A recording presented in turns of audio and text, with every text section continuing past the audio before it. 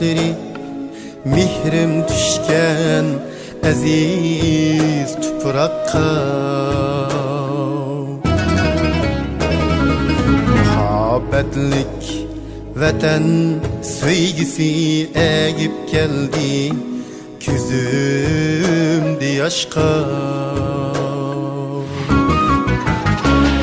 Meni tuqqan ana vatanga yetmeydi hiç kessem muqayyam.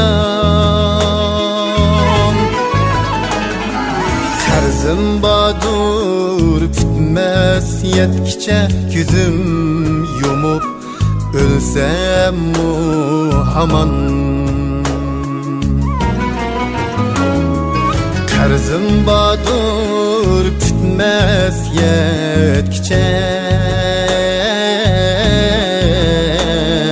küzüm yumup ölsem haman.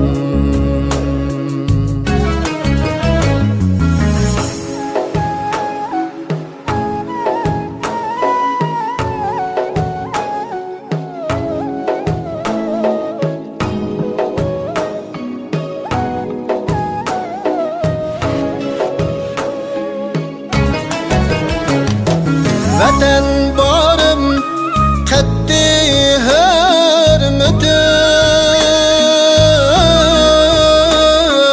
kökte goya bürküttek uçkan. Vatan aman şunda kıymetim, her kademde zeberler uçkan. İttifaklık köyü yanrısın, sevgi birip bulup kirindaş.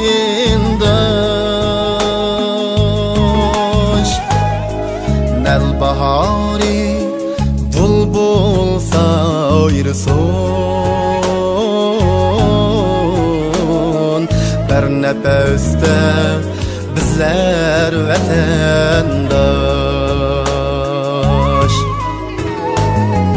Bir nefeste